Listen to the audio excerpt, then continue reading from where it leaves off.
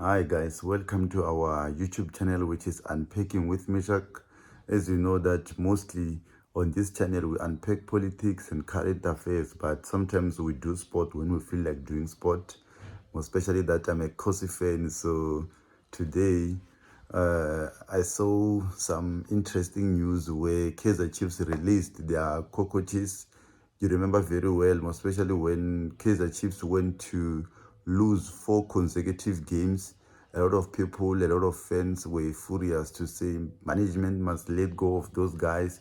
They don't know what they are doing and all that.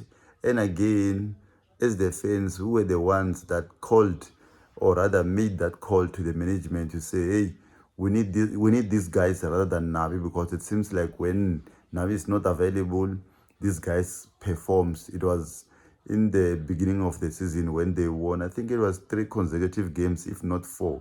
So today, Kaizer Chiefs management made that call to say we're parting way with these guys. Like they didn't terminate the contract, but the contract was meant to expire. So they just opted not to renew the contract, which um, in my personal view, or I can say in terms of stats, the guys did a marvelous job. I think the last coach to reach top 3, or to say number 2, it was Middendorp when he almost took that league when we were disturbed by Baroka FC. So I think since then, hey, we've been performing very badly. So I think stats-wise, the guys did well. But I believe Kaizer Chiefs is way bigger than what their shoulders can handle. So I think Kaizer Chiefs management did right by letting go of them, because a team like Kaizer Chiefs, we are always expecting to compete. We can't celebrate.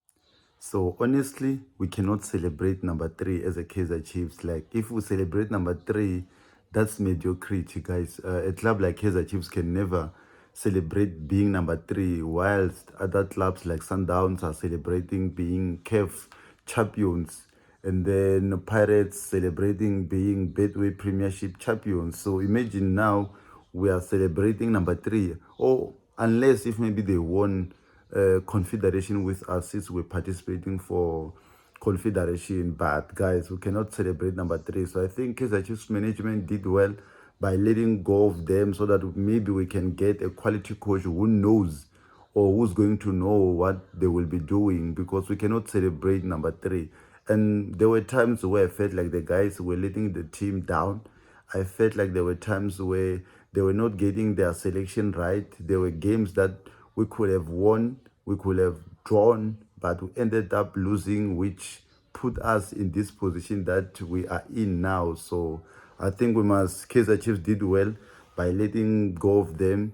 We must get an experienced coach. I don't know if Kaizer Chiefs can uh, like get Pizzo, but obviously Pizzo will come at a cost. Yes, salary wise, technical team wise, they can manage that, but in terms of them buying the players that Pizzo is going to demand, I think that one is going to be a problem for Kaizer Chiefs in terms of budget, because it seems like although Kaizer Chiefs is one of the clubs in South Africa that happens to generate a lot of money, but it seems like the management doesn't want to spend, or rather, maybe we can say they don't want to spend. Maybe they have a lot of expenses, so we don't know. But I don't know if we should treat that as an excuse or what. But in terms of salary, they can pay Pizzo and his technical team and all that. But in terms of budget, are they willing to spend like 60 million or 50 million in one season?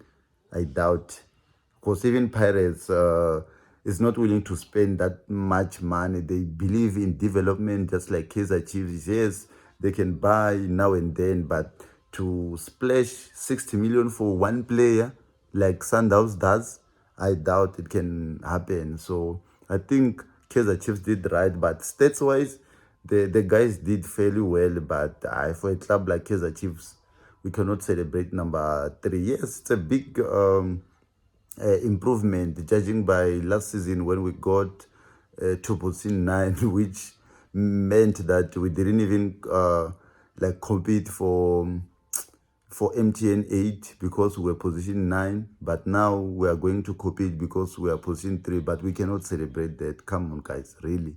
And I hear that there is this rumor that Manqoba Mngqithi is coming to Kaizer Chiefs. I hope that rumor will remain a rumor. It will never materialize. Hi, Manqoba, guys, he failed to do well with a squad that is expensive from Sundown. So imagine now with Kaizer Chiefs, where Kaizer Chiefs is reluctant to spend money.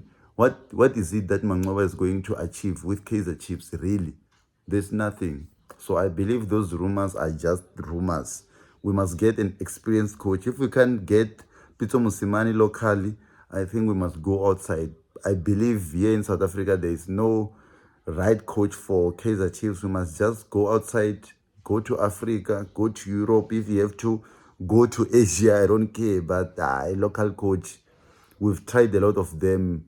None of them have gave us anything. We've tried your Steve Compella, we've tried your Molefitseki, Kevin Johnson. So they didn't give us anything. So I believe now we need an experienced coach who's going to win us something, who's going to manage our expectations, because Kaizer Chiefs is a big club. We are not expecting less. We're expecting someone who's going to take the hit. Because 5 games down the line, if you don't have a win, we're going to throw vuvuzelas into your face. You need to deliver. It's a big club, So I don't know what you think, guys, but you can just leave a comment on the comment section below and let us know what you think. Maybe we'll come back with another video on the Sport Corner. Thank you.